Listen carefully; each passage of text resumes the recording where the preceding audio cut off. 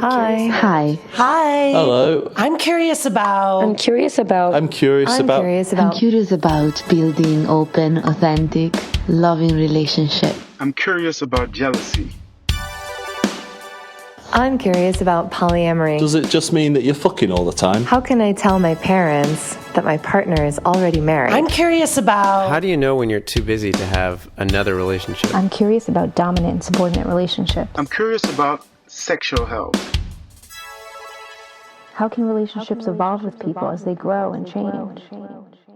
The Quran is not easy to read. It's an old language, and we have to interpret a lot of things. So you can say, we have this holy book, and you can interpret it in this way or in this way. But there are also some facts which nobody can deny.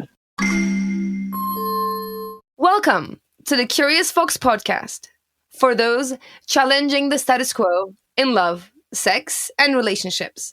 My name is Effy Blue. And I'm Jacqueline Misla. And today, we're talking about Islam and sexuality. This is a topic that we've wanted to cover for some time. We've done a few episodes on sexuality, Christianity, and the Bible, but we couldn't find someone to speak with us about sexuality within the Muslim faith, until now. This conversation allowed us to talk about the ongoing current events as protests intensify in Iran over the death of Mahsa Amani, who was killed in police custody after being arrested for improperly wearing her hijab. This is a big topic, stretching over hundreds of years of Quranic interpretation, religious dogma, political influence, and patriarchal power. Well, kind of like any other major religion, really. After the break, we're going to give you a brief summary of the history of the Quran and talk with female Imam, human rights lawyer, and activist Seyran Ateş about what Islam has to say about sexuality and what's happening in Iran. It's a conversation that surprised both Jacqueline and me and gave a deeper insight into how we got here and what we can do next. Before we dig into today's topic, we want to pause to remind you about three important things. Curious Fox is more than just a podcast. For over 6 years, we've been producing workshops, writing blog posts, creating worksheets, and cultivating conversations. Our goal is to promote curiosity and to change the noise using all the platforms that we have available to us to share stories, research, and insights that provide an alternative to the mainstream view on love, sex, and relationships. We want people to feel seen and consider new possibilities every time they listen, read, or interact with Curious Fox content. So here are 3 simple ways to support us that won't cost you a penny. First, please like, follow, subscribe, or simply click on the plus button somewhere on your podcast app and tell the podcast algorithms that this content matters. Number 2, go to our website, wearecuriousfoxes.com, and subscribe to the Curious Fox newsletter so that you can receive curated recommendations on topics such as jealousy, non-monogamy, pleasure, dating, and so much more. And 3, subscribe to our YouTube channel, where not only you can listen to the show, but you can find playlists on popular topics and view the gorgeous art that's been selected for each and every episode. These 3 small things will amount to one big FU to the status quo. You can argue that most people in North America started to learn about Islam in the shadow of 9/11. So let's take a step back. And as your resident nerd, let me take a stab at covering a brief history of Islam for context. Because we do those kind of things on the show. Like Judaism and Christianity, Islam is an Abrahamic religion incepted on the east coast of the Mediterranean Sea. The story of Islam begins in the 7th century when Angel Gabriel appears to Muhammad, at the time a caravan manager in his 40s, to deliver the word of God, which eventually becomes the Quran, the holy book of Islam. Islam is what people call a radical reforming religion. Like Jesus and Moses were obsessed with restoring the Abrahamic monotheism, belief in a single omnipresent God, when they thought people were starting to take liberties, well, so did Muhammad. Muslims believe that Muhammad was the final prophet to bring people back to one true God and one true religion. The Quran acknowledges Abraham, Moses, and Jesus and all the other prophets, but it has a whole different vibe to the Bible. The biggest difference is that the Quran was written from the point of view of the revelations of Muhammad, so it is the direct word of God rather than collection of stories. The Quran is a broad and complicated text like any other old religious text, But ultimately, it has two fundamental teachings. The first one is monotheism, one and only God, or Allah, which is just an Arabic word for God, not a whole other God called Allah. And the other, taking care of those who are less fortunate than you. Nowhere is this better illustrated than the way the Sharia law treats women and orphans, giving them rights and protections other religions don't even consider. Then there are the 5 pillars of Islam that instruct how to practice the Muslim faith. The first one is declaring there is only one God and Muhammad is the Prophet. The second one is ritual prayer 5 times a day, which is why the mosques make a call 5 times a day to remind Muslims it's time to get on your prayer mat. Third pillar is a month of fasting from dawn till dusk during Ramadan. The fourth pillar is donating a portion of your wealth to the less fortunate and the needy. And the final pillar, the fifth pillar, is the pilgrimage to Mecca, called Hajj. An important thing to know about the Quran is, like the Bible, it has some additional volumes that came after it was completed. They're called the Hadiths. Some of these Hadiths are well-sourced and widely accepted, and some very much fail to understand the assignment. For example, the 72 virgins that everybody talks about is in a Hadith that is as reliable as BuzzFeed, and not believed by the majority of Muslims. Last but not least, let's just address Sharia, which is the religious law of Islam. Islam does not separate religion and governance. We associate the Sharia law with chopping of heads and stoning of women these days. However, this is a very reductive and ignorant view on it. It governs everything that you would imagine any other legal system to govern, such as the rights of people, property, criminality, family structure, and in some cases, yes, clothing and more. The important thing to know about Sharia is that it is not the same across the Islamic community. There are numerous competing ideas and interpretations of it, like many other legal traditions. To help us connect the dots between this history and what we're seeing today in the protests in Iran and other Muslim countries, we're speaking with... I say hello to everybody. My name is Seyran Ateş. I'm living in Berlin. I'm 59 years old now, and I'm a lawyer, I'm an author, and a women's rights and human rights activist. Since 2017, I opened a liberal mosque, and I'm the leader of this mosque. So there are several interests and professions where I'm active in. And maybe the most interesting thing for us today is that I wrote a book with the title Islam Needs a Sexual Revolution. Seyran has received numerous death threats and an assassination attempt because of her support of criminal prosecution of forced marriages, amongst other things. Despite the resistance to her work, she founded the liberally oriented mosque in Berlin and has repeatedly addressed issues of gender and integration within the context of Islam within her many books. We started our conversation by asking, what does Islam and the Quran say about sexuality? In Islam, the Quran looks very positive. And people who are Islamic scholars or people who are really into it, they know that sexuality in Islam is not just for having kids, having baby, and it should not just do it for it. So the act of being in this procedure of sex, or how any way you want to describe that, is really minutely described in many hadiths or many stories about the history of Islam, that people should enjoy it and have satisfaction. And while you have your orgasm, it's like being so close to God, what you don't have or you couldn't have in other situations. So psychologically speaking, is that sexuality is so important and makes you so relaxed and satisfied and bring you as much as close to this feeling of being close to God. And at the same time, it's an inspiration. What you have when you have sex, when you have an orgasm, you are feeling very close to everything what will happen in paradise. So it's a kind of, telling you, it's a promise. It's like a promise what you will get in paradise. Yeah? And this is what you will expect in paradise. And this makes it different to Christianity and Judaism somehow. Yeah.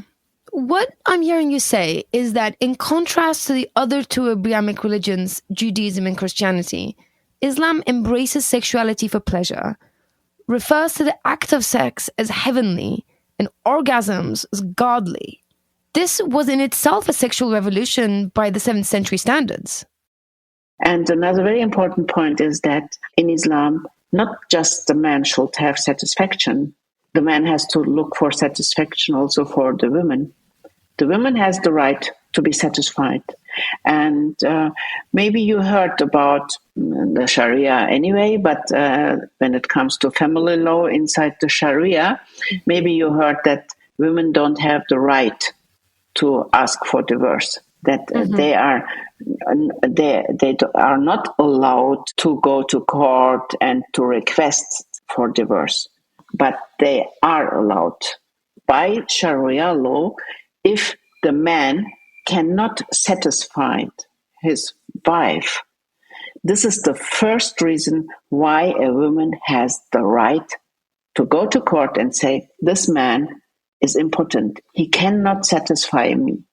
And that's Islam. Many people don't know, don't discuss that. And I love my religion for that.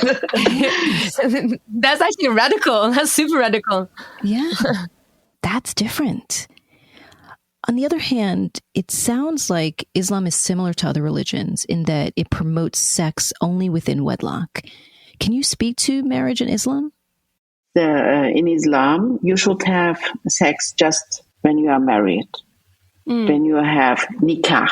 Nikah in Arabic and in Turkish means you are married. You should have sex in a regular way. That means by law, by Islamic law, being a couple means you can have sex. For that reason, or maybe because of that reason, I didn't know really why, if you read the Quran, you will not find a word like sex or sexuality. These are modern words. In Quran, you will just find nikah. Nikah means be married in Turkish, in Arabic. And that means the same time having sex. There's just one word for sex and marriage. That brings us to the point that out of marriage, you should not have sex. So on this point, as much as we know that sexuality is something positive, you are not allowed to do that out of marriage. But this regulation was for the 7th century, and in this time it was much better and safer for a woman to have sex when she was married. You have to look at it from this point of view. Yeah. This is blowing my mind. I can believe you. So there is some contradictory information out there.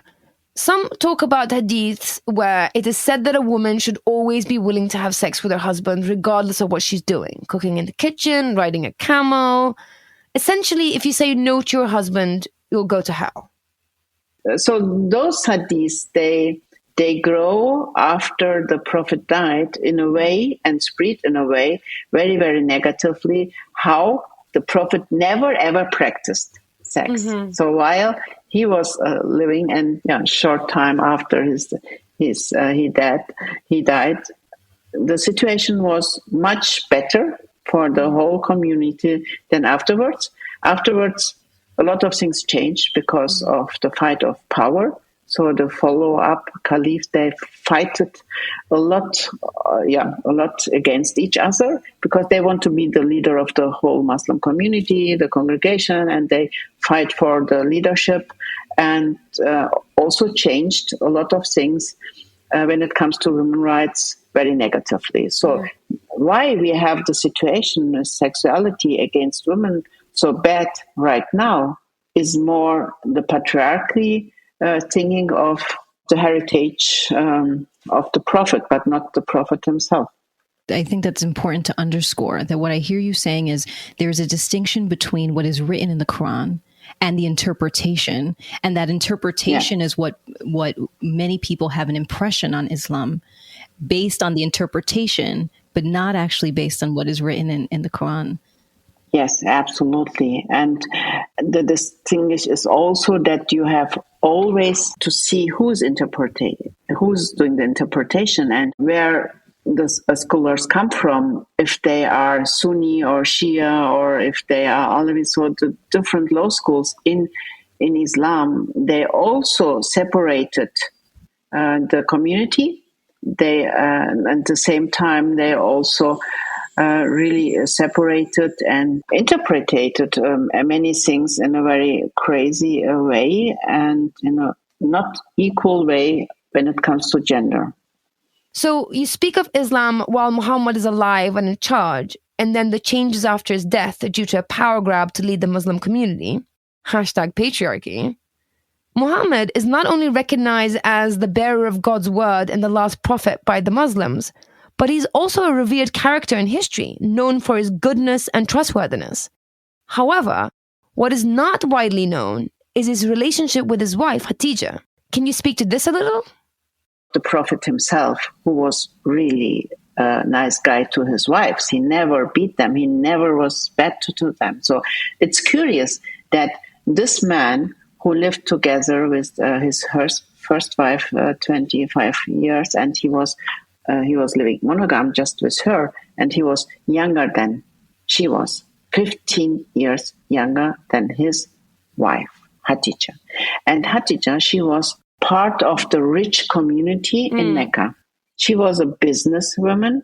She was the employer of the Prophet, and he was working for her for many years, leading the caravans. And because he was a very trustful man, everybody called him the person whom you can trust. Yeah. And he looked, well, he was 15 years younger, 25 years old, and she was 40 when she asked him to marry her. She asked him to marry her. She said, I'm in love with you. Do you want to marry me? And this is also a very well-known story. Everybody who's Muslim knows that. But they don't like to tell this story. And I'm curious. So as your podcast name is, I'm absolutely curious. And I ask all the people I met why we don't talk much more about this absolutely equal couple, this wonderful couple. They are role models for me. So, for example, they are the role models on one side why I'm still in my religion, because they practiced gender equality. And she was not a virgin. She had already 2 husbands before she married the Prophet. And so you see, she's more and more shocking. You know? So I love this couple. I love Khadija because she was a businesswoman. She was the person who paid for the congregation. The whole congregation, the Muslim congregation, could grow because she believed in him that he become a prophet. He thought he's going crazy. He thought he's losing his brain. He was going to suicide, thinking about suicide. And she said, no, you are not psychological sick. You are not losing your brain. What happened to you in the cave when the angel Gabriel came to you, this is something big. You are somebody special. Believe in that. You are a prophet. And then she turned to Islam. She was the first Muslim. The Prophet is the Prophet.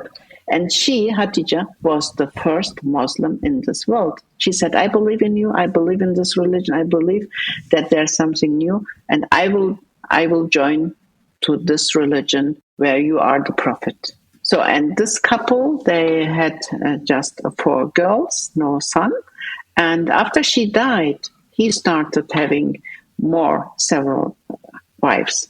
Like some people say 11, some say 12. So he started living polygam after she died. But while she was alive, and the Quran was sent to him surah by surah and verse by verse, she was on his side, giving him power, giving the money for the congregation, giving him the time, and also protecting him against the society in Mecca where he was not really beloved from the whole citizens. So what I want to tell you is that we have inside the Islam and in the history of Islam, a couple which started the religion very gender equal and honestly very, very serious and very full of love for each other as partners and acceptance and a powerful woman. Yeah. Without her, we wouldn't have Islam. What do you think she would say about how Islam is currently used to oppress women? she would not accept. She would take all her power to change it. And this is what a lot of women are doing. We love this couple a lot, all the liberal Muslims. We love what they did for us as a couple, the Prophet and Khadija. And we try to spread their heritage, and we try to be, we are the followers of those thoughts of and those inhalts of our religion. So this is what we are doing, and she would go crazy when she would see what happened to the women.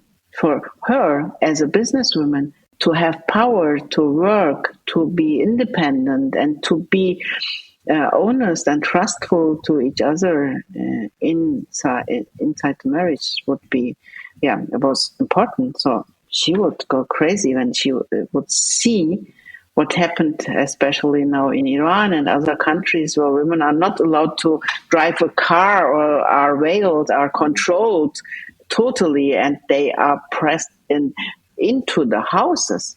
I mean, she was one of the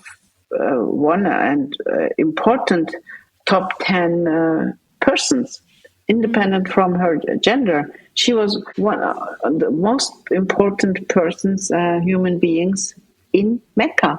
So this is another story which is not told so much and taught that much and curiously also taught in universities. These are very important points why I criticize the scholars in universities and also the curricula. We should much more see that inside Islam and in the history of Islam, we had a lot of enlightenment, we had a lot of fun, we had a lot of happiness and poetry in the 7th, 8th, and 9th, and 10th, 11th century. It's not just that people start asking and looking for freedom and self-determination in sexuality just now in the 21st century. So what I'm hearing you say is that Islam right now, where we are in history, is seen from the lens of oppression and violence. And an average non-Muslim walking down the road can only speak to the atrocities done in the name of Islam. But at its inception and centuries after, Islam was a religion under which the believers thrived. In contrast, of course, we have the current situation in Iran that you also mentioned. We've been following that very closely. For those who are interested, I've been impressed with the BBC's coverage of the protests in Iran. There's been consistent and accurate reporting on the BBC front page. They've not let it blend into the noise and forgotten just yet. Given how current the situation is, can you speak to what's happening in Iran and how the misinterpretation of the Islamic scripture and the Sharia law is used to oppress women?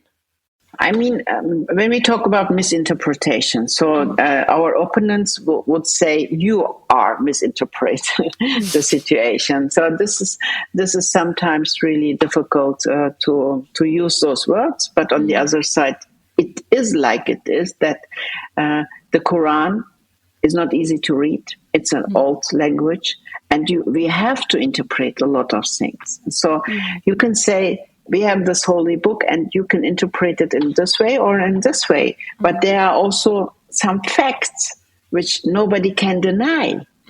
As I mentioned, you cannot deny that Khadija was a businesswoman and she was 15 years old and she asked him to marry him. So these are things you cannot deny.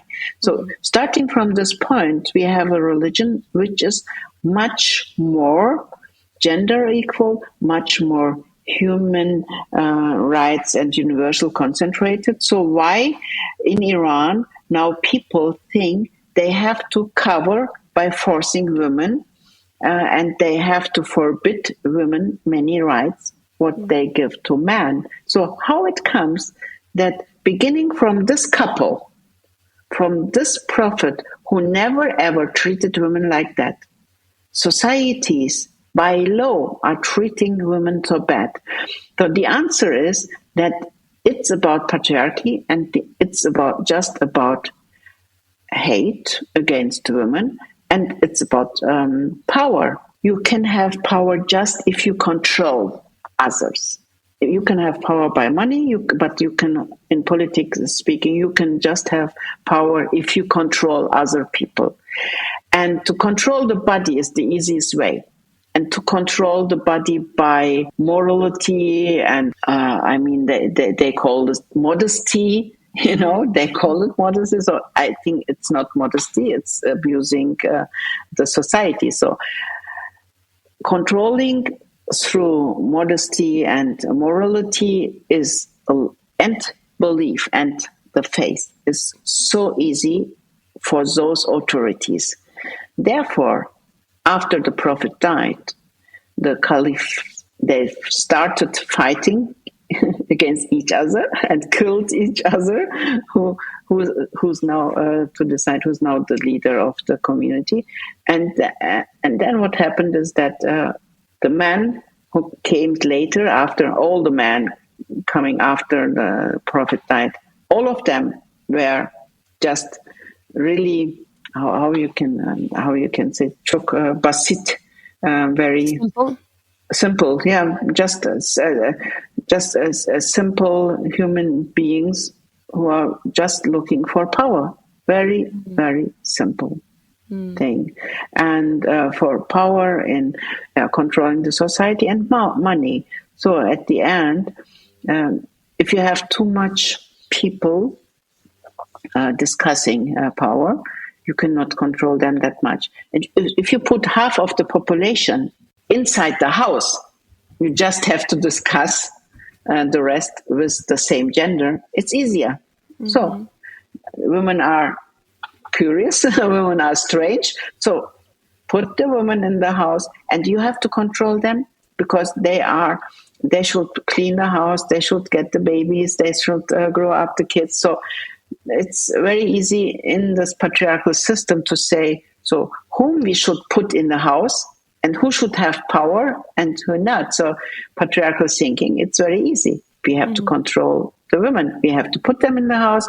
And the Caliph, the second one said, Omar, he said, the best mosque for the women is the house, inside the house. So if you speak like that, I think they hated women. They want to control them. They just see them as bodies. They just see them as their slaves, and they need them just for service when it comes for their house cleaning and when it comes to sex. It's just giving service for those men. Yeah, and also a way to control the bloodlines, right? Like that's every religion has done that. Totally. By controlling the women, you control the bloodlines. Totally. So you never know if you are the father of this this kid. So you never know. To control that, to really try to control that 100%, the easiest way is to lock the women inside the house. If they cannot go out, if you are just the one who sharing the bed and who sharing the house with her, she has no chance to get the baby from somebody else. Can you connect the dots then between what you're describing and what headscarves represent now in the protests in Iran? Because it sounds like it is a manifestation of all of these frustrations that you're naming. A lot of people discuss the headscarf just as a religious symbol and say that women can wear the headscarf by free will because they want to wear that and they want to be free to decide if they want to wear the headscarf or not. We just speak about this issue very on the surface. We don't talk about the motivation. And I would love to talk about the motivation. And I would love to talk about the reason why covering the women is mentioned in the Quran, but never ever was written down that the women should wear a headscarf outside the house, like the hijab, etc. This is not a clear declaration. It's not a clear sentence. You cannot find something very clear and directly written down so that we wouldn't need interpretations. The only thing what we can find in Quran is that men and women, they should cover their special parts of the body, that they should not be too much sexualized outside the house in public. The motivation behind the idea to cover the woman is that the argumentation especially is men cannot control their sexual emotions and their feelings, and because the hair and the body of the woman is always sexualized, so they have to cover themselves. Otherwise, the man cannot control themselves and be concentrated in the issues of religions or the work what they have to do, because the men are not able to control themselves. What would you say is the social and interpersonal implication of gender segregation and keeping women oppressed and the feminine figure out of sight? If you grow up in a society where the genders are always separated, and we can say it's a kind of gender apartheid. If you grow up in a family or in a society in publics where always women and men are separated, so you never ever really learn how to deal with each other. But at the same time, as we know, very natural, we have feelings for the other gender or for other people, especially when the patriarchy is starting with the idea that everybody should be just heterosexual. So that means we are living in a heterosexual society. That means men and women are always interested in each other. So starting from this point, if they are totally interested in each other, so why you are separating them? Because you want to control their sexuality. You want them to do sex just in regular situations, like being married. So if you now never ever learn to deal with the other gender, then thinking, okay, if I, as a man or woman, meet the other gender, and if I like him or her, and my feelings are like very sexualized, that means I have to marry this person. When I marry him or her, I can have sex with them. If this is just the agenda for a society, you have to separate people.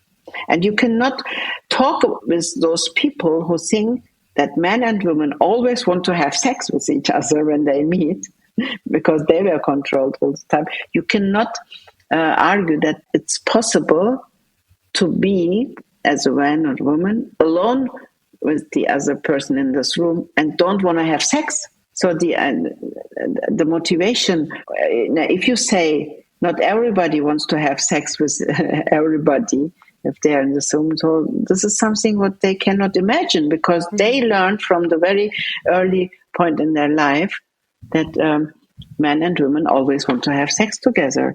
And that brings us to a very curious situation. If they have never ever made those experiences with the other gender, they are not able to be really relaxed with each other. And many times I think that these are just advanced arguments, because the leaders of those systems, like the mullahs, like in Saudi Arabia, the king family, I mean, they know that this is not really normal, what they are saying. They know that. They know by themselves and in their families. They know they studied in Western countries, so they know this is so stupid to control the society this way. And also the mullahs, they know this is so totally crazy to cover all the women in this country and sexualize them. This is what happened the other way around. If you cover them, you sexualize them much more. You sexualize the whole day of those people. So they need it for their power. They need to sexualize and then to say, you see, there is a lot of sexuality, so we have to control it. So it's like it's going up, always. If you bring those feelings in the society, and then you have your advanced arguments to say, you can see, look, there is a lot of sex. If you leave them alone, they go crazy. So we have to cover them. We have to control them. If you do that as much as you control, as much the people want to do something else. Mm-hmm. But this is something what the mullahs like to have. They want to have that the society is like cooking water, to explode, so close to be explode. If you have those relaxed countries like the northern countries in Europe, you will have democracy. If you would have gender equality, if you would have relaxed relationships, if you would have people and citizens who are not every second thinking about sex, they will start thinking about more important things for the whole humanity. Sure. Maybe to win a Nobel Prize, maybe to do much more in science, maybe to do much more in sports. So if you would have that, you would have freedom, you would have democracy, and you would have less control, less corruption. This is not what the mullahs want to have. Of course. Right. Keep folks distracted so that this way they don't spend and invest time and energy into thinking those things. It's interesting because I think the irony is that there is then a culture of taking power from women, but it is rooted in the fact that women have all of this power. That one cannot even control themselves around the power and beauty of a woman. So she has all of this power. We have to use our power to suppress her power. And you use the example of the water kind of bubbling up and boiling over. And it feels like that's happening now with the anger and the protests, that it is now bubbling over. Yeah. And the power of women, this is really important, brings us back to the start when I told you the story about Hatice. Mm-hmm. I mean, look, those men they hate powerful business women. They hate women who write books. They hate women who studies. They hate professors on universities. They hate them because they are maybe smarter than themselves. They are afraid about the power of the woman. Those men are always afraid about the power of the women, even when they have their moms at home, who are maybe more powerful than the fathers what they have home. So it's also the fear of the power of the women. They have to control that. Yeah. It's control. It's power and control. And your book is focused on the need for Islam to have a sexual revolution. And so I'm wondering if you can talk about what does that look like? What is a sexual revolution? When we look back to the 60s in Europe, Western Europe and Western countries, we can see that the sexual revolution, which was written down and described by Wilhelm Reich, means that no institution, no religion, no leaders, no politician has the right to have any kind of influence and control of the bedroom of the people.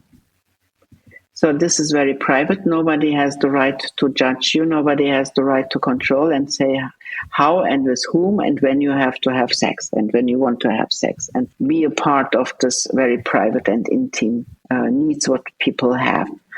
And starting from this point in the 60s, the youth, especially the students, start saying, this is my decision with whom I want to have sex, and outside the marriage especially. In Europe, it was the same situation like we have now in Islamic countries, that people were judged or they were discriminated and they were not really accepted when they had sex out of marriage. It was not allowed. a lot of people forget that the situation in Western countries and in North America was the same like we have now in Islamic countries, that a woman couldn't rent an apartment herself, or being a single mom was not easy. And so in the 60s, women and men start fighting for more gender equality, and at the same time they fight for more freedom and self-determination in society. And so the sexual revolution not just mean the act of having sex. Sexual revolution means self-determination, means that everybody has the right to decide himself or herself if they want to have sex, with whom they want to have sex, and where, and if they want to have sex inside or outside the marriage. So nobody has the right to know and control when you have sex. And so the sexual revolution means not just in Iran and Islamic countries, go around and have sex wherever you can. It just means that nobody has to talk in public and use everything and each relationship for pressure and for controlling, using the need of sexuality, and means also having absolutely freedom in a way that we don't treat other people bad when we're using our own freedom. So that means we would have democracy in our countries. This is sexual revolution.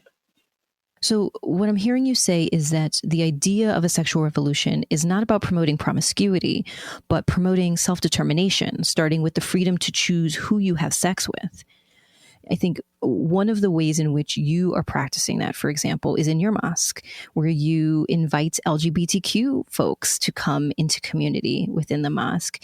Does the Quran say anything specifically about homosexuality? When we talk about homosexuality in Abrahamic religions, like in Judaism and Christianity, as well like in Islam, we are talking about the story of Lot. Yes, I know that story very well. The story of Lot, as also known for many folks as Sodom and Gomorrah, is often used to condemn homosexuality, even though A, that is not the original language that's used in biblical text, and B, there's a lot more that's wrong with the story, in my opinion. Okay, so basically the way that I remember it is two angels go to the town of Sodom to visit Lot. Lot invites them in for a feast and to spend the night in his home. And after dinner, men of all ages crowd in front of Lot's house, demanding that he brings his two guests out so that they can all have sex with them. Lot goes out and tries to negotiate with them and says that they can have sex with his virgin daughters instead, and they refuse. And so the angels bring Lot back into the house, and then they blind all of the men in the crowd. And the angels tell Lot that he has to grab his family and they have to leave because God is just going to destroy everything now. And so then the next morning, Lot and his wife and his daughter, they flee to a neighboring village, and God is raining fire and brimstone and just killing everyone and everything, both in Sodom and Gomorrah. And then Lot's wife turns around to see the horror of the destruction, and God punishes her for turning around by turning her into a pillar of salt. Lot flees with his daughters into the hills, and his daughters, who believed that now the world is destroyed and that they are going to have to repopulate it, get their father drunk and take turns having sex with him so that they can conceive his children. And somehow that, at least as I learned it in Christian faith, is the story around why homosexuality is wrong. It's always the same storytelling in Islam. What has that to do with homosexuality? If people want to rape people, I mean, this has to do with violence. It has to do with criminality, but nothing with homosexuality. And when we read the story of Lot, so we can read in Quran that he said, okay, why you don't take my daughters, or you can have my daughters, or why you don't take the women when you could, what is the right way to do, and why you ask for the man. So these sentences are not so clear to say it's absolutely against homosexuality because women are not mentioned. And other kinds of LGBTIQ people are not mentioned. So if the Quran would be totally against homosexuality, what is a very modern term, if the Quran would describe that same gender sex or LGBTIQ is forbidden, then it should be much describe that much more in detail. So this is one argument why I said it's the same argument what the Christians and the Jewish people are also using, or saying that it's not clear that it's totally against LGBTIQ, because having sex is more than man and women, man and man. So there are much more. And when we talk about heterosexuality or homosexuality, there is much, much more. So it cannot be that the story of Lot is something against homosexuality. The story of Lot is something against criminality and treating guests bad. And so therefore we say that love is halal. We started the acceptance campaign for the LGBT community.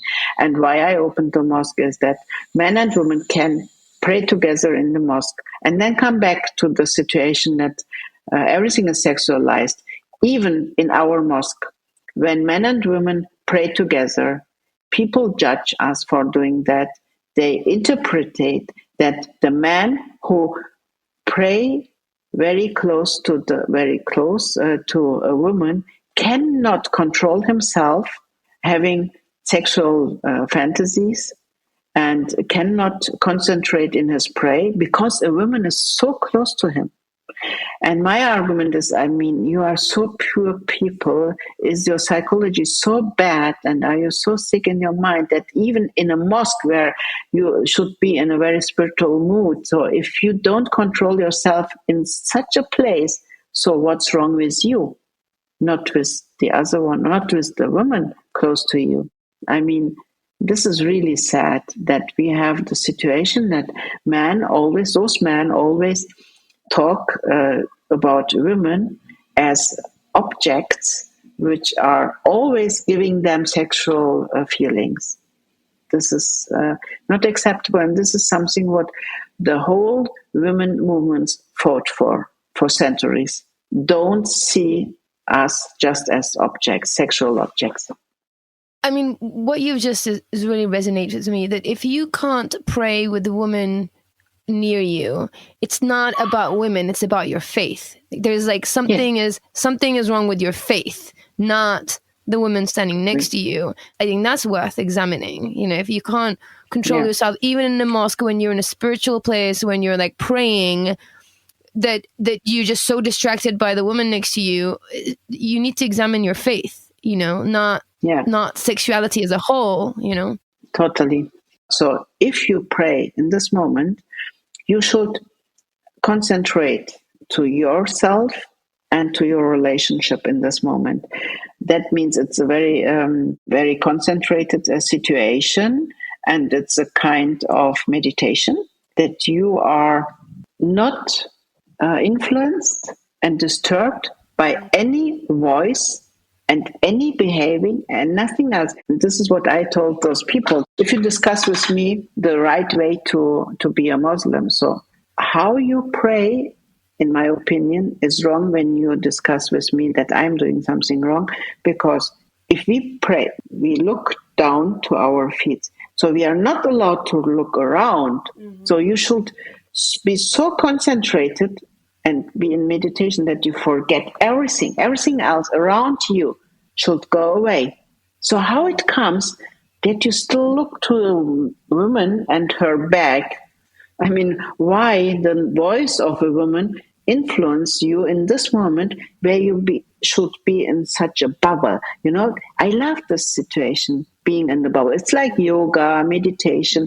It's such a high concentration, what you should have while you are practicing Islamic way of prayer. Mm-hmm. So this is what I love. It's a kind of meditation. So look to your feet, look down, don't see around. And a lot of people discuss that in this moment, when you move your eyes up and when you move your eyes around, in this moment, you have to stop your prayer and start again. Because it doesn't count your prayer. This is what you can learn. It's a kind of regulation. You can read it in books. They teach that at madrasas, in schools, in theologic studies. They teach you the right way how to pray in Islam. Means always concentrated. Don't move your eyes around. So it comes to the point what you said, it's up to you. It's your faith. It's your view on your faith, how you practice. Yeah. I actually do love how the Muslim prayer is actually physical, right? You get on your mat and it does have like yoga-esque style. Like you get on your mat and you move, you go up, you go down, you go down to your feet and up again. And then you look your left to your right. So it's actually an embodiment practice. If you can take the sort of the tension and the doctrine out of it, it is actually an embodiment practice. Like you're saying your mantras, like you're saying your prayers, which are things that you repeat over and over again, which puts you into that meditative place, and you're moving in your body with it as well. So it's actually a movement meditation practice that is so spiritual and holy. And if you do it right, like any movement meditation practice, you should be in a bubble and you should be aware of what's around you, but not put your attention there, right? That's what any meditation would tell you. So it's actually kind of very high level. Like it's teaching people to meditate and to be in their body, to be embodied, which are the big words that we use now. In 7th century, Islam kind of figured it out, right? Christianity doesn't do that. Like you sit in rows and like it's hard to sit still and concentrate. And Islam came around and be like, you know what? This is really hard. So how about we just like teach you some embodiment movements and like get you to repeat the same prayers, which are like melodic. And then you do that 5 times a day. And it's actually a great practice. You wouldn't judge anybody who meditates 5 times a day. Like no one would be like, what? You're doing that? People would be like, you're amazing. You get to meditate 5 times a day. And Muslims do that, and in community they do that, which is huge. There are similarities between the way how we pray and yoga, for example. This is what you say. I can totally sign it up. And it's a way to have a very positive relationship to your own body. It's another point. Sexuality is always accepting your body and not feel always ashamed about your body. I mean, patriarchal talking and the patriarchy system like to say to everything what we are doing, ayib, shame on you, So ayib, shame. Everything is shame, especially to the women. You have to shame because of your breast. You have to shame about your gender, your body. So you never ever can learn to have a good relationship to your body. To love your body, a body positive intention. And so at the end, even when you pray normally, it's a kind of contact and exercise to learn more about your body. Because in each age and when you go older and older, you feel if you can do it so easy like you did it when you are 10 and 20. So if you have this exercise, you can see that you need the exercise to go into it, to be into it. So it has so much positive sides. In this moment, you should be much more concentrated in yourself and your body and be loved much more with your body than look to your next neighbor and control them. Some women told me when they went to a mosque where men and women are separated, even women control each other.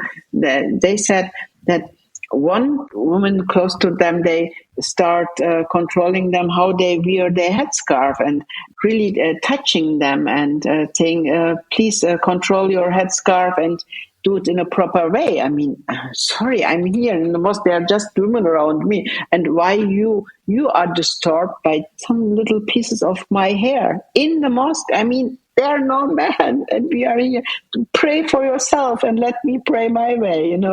What's wrong with you? You've given some beautiful examples of things that we can do to start making the shift. And I'm wondering if there are other things that you would share, other calls to action. What can be done to create the shift that's needed and to have the sexual revolution? We need more education in the way about the issues what we talked about. When we started, I see how surprised you were. And these are just some very few things what I told you. And there are much, much more about dancing and laughing and about wine and about eating and having fun. You mean we really have a great history about and very, very positive movements inside Islam. So and beautiful mysticism too. The mysticism is fantastic. I love it. We have female dervishes, for example, in our mosque. So the same thing, why females should not go, why they should not do the dervish dance. Because man said it's the competition of the man. I mean, it's the profession of them, and this is their profession.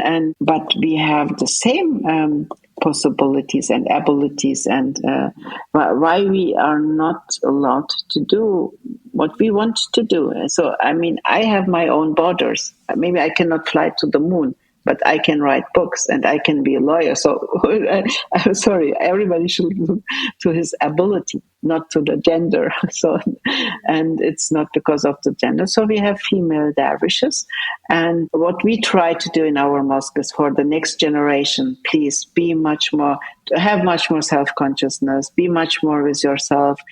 Don't concentrate yourself too much to the others too much. You should be nice to your neighbors, but start first with yourself, with your body. Be positive with yourself and look for the freedom and peace inside yourself.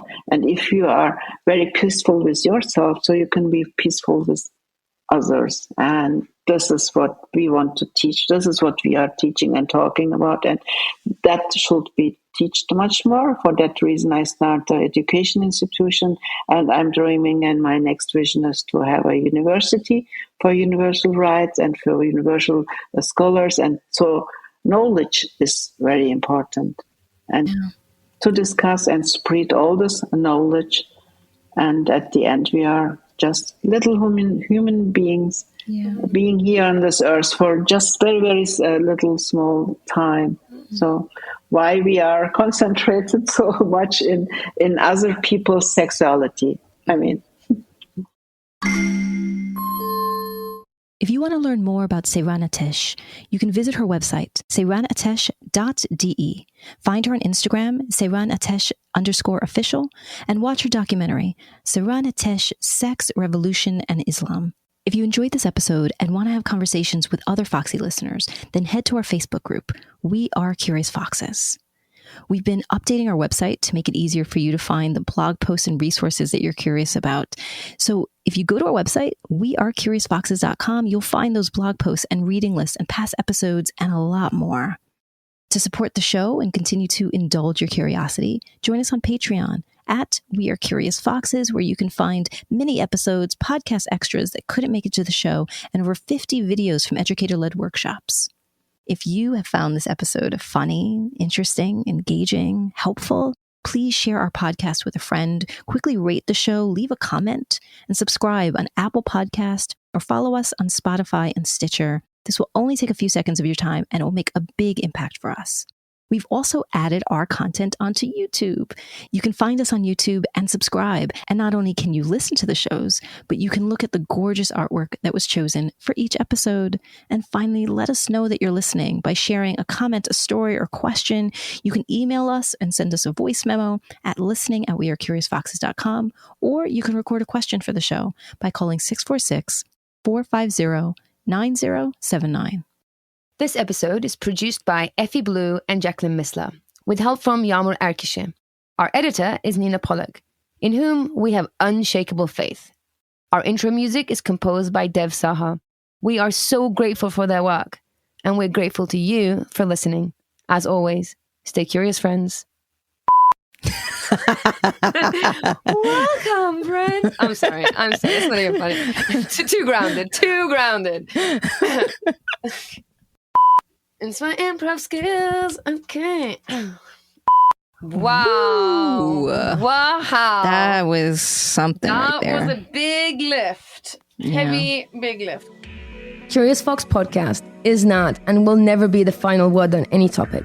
We solely aim to encourage curiosity and provide a space for exploration through connection and story. We encourage you to listen with an open and curious mind, and we'll look forward to your feedback. Stay curious, friends. Stay curious. Stay curious. Stay curious. Stay curious. Stay curious. Stay curious.